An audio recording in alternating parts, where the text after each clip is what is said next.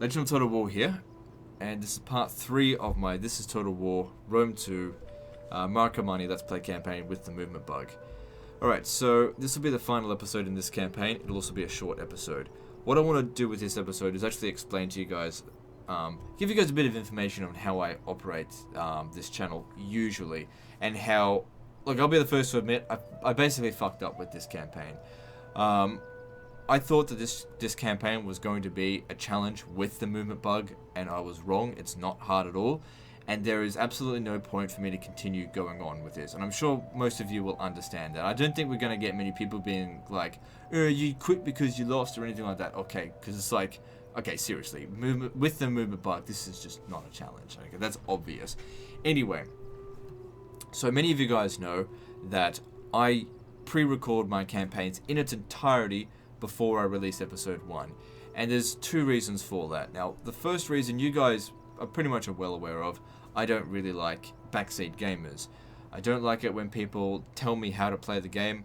I'm usually when I've decided to play a campaign, I'm usually got a set path, set goal, and I just go ahead and just get the job done, basically. And some of the other YouTubers like to get advice and have their viewers get involved, basically be their war council. But I don't like doing that. You know, I've been playing games all my life, and I grew up in a fairly large household. I have 3 younger brothers, and you know, when I was younger, when I was playing games, there was only one computer, and we all had to share it. And we all played video games. And so what would happen is, you know, when it was my turn to play on the computer, I'd be playing on it, and they'd be watching over my shoulders. And because, you know, waiting for their turn. And, you know, I would naturally, because I was the oldest, I would hog the computer, naturally. Anyway, that's neither here nor there. So I'd be playing, and they'd be, you know, watching what I was playing. I'd usually be playing something different than what they want to play. But they'd be interested in it, so they'd watch me. And they'd ask me questions. What are you doing? Why are you doing it this way? You know, or, why did you do that?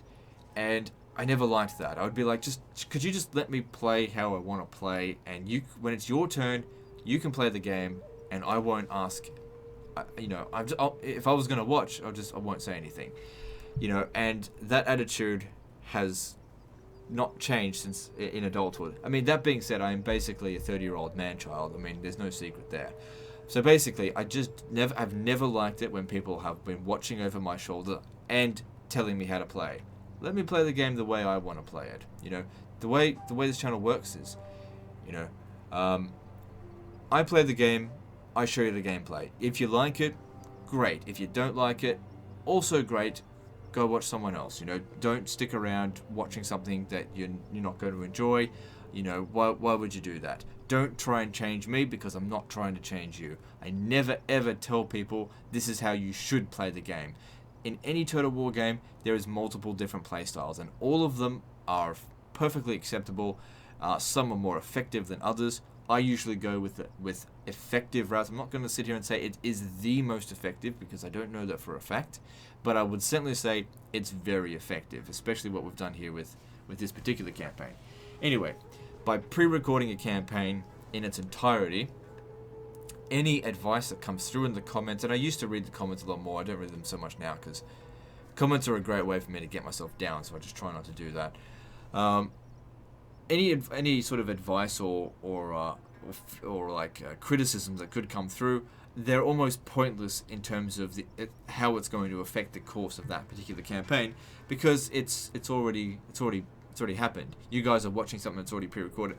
It's like if like a show came out on TV, and you know, certain things were like, let's just say Walking Dead, and you're screaming at the TV for Rick Grimes to do something different. Okay, the show is already recorded. He's not going to do what you want him to do. It's basically the same with this. You know, if you're yelling at me, you know, upgrade your units, repair your buildings. Okay, it doesn't matter. It's already done, you know. I either repaired it or I didn't. You screaming at the TV is like trying to change the past, okay? It's absolutely futile.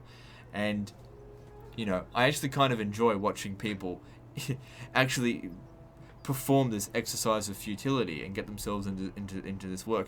Why is he never repairing his buildings? It's so frustrating. I comment every time, he never listens to me. You know, it's because it's already done. You know. Anyway, the second reason is more for production value reasons. when I decide to do a campaign, obviously I don't like campaign suggestions because I need to plan out my campaigns in a very specific way. Usually what I do is I pick a game, what am I going to play? I'm going to play Rome 2. Then I'll pick a faction I'm going to play, something that I usually haven't played before. Sometimes I'll cover the same faction, especially if it's Rome. And then I'll choose other parameters. The usual parameter is just hardest difficulty. That's usually it. But in this case here, we're going hardest difficulty plus this is Total War. There's also campaigns where I've done Veni Vidi Vici or, all women soldiers, roleplay campaigns. There are different parameters that I'll often choose. Now, then I'll get started recording. I'll record episode 1, 2, 3, 4, 5, and keep going until sometimes what happens is, and this is in about 20 to 30% of the campaigns, I'll hit a point where I'm going, okay, this campaign is not enjoyable or it's too easy. It's never a case if it's too difficult. If it's too difficult, that's actually a reason to upload it, like in the case of the This is Total War Western Roman Empire campaign. Anyway, so it'd either be not fun or it would be too easy. And I would go, okay, I'd make basically a production decision. All right, let's scrap the entire campaign because if I release this content here, I feel like this is not going to be good for my channel. So I scrap it and I'll go, okay, back to the drawing board, let's start again. And so I'll get back to the drawing board and go through, and then maybe the next one I'll get to completion.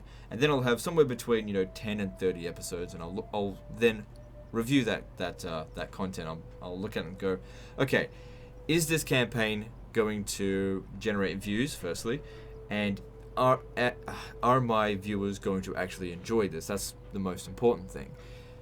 And if I can say yes to that, episode 1 goes out, and then it usually ends up being a pretty good campaign.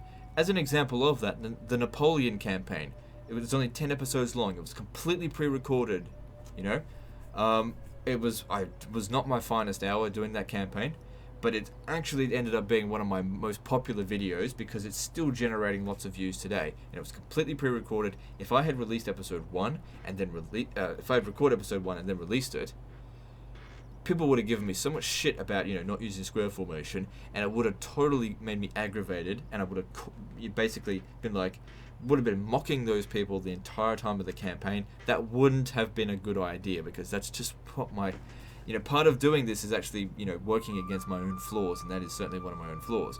Obviously I still use the dumbass voice, but it's not good to use the dumbass voice for stuff that's directly on that particular campaign. Anyway, so doing it that way allows me to completely,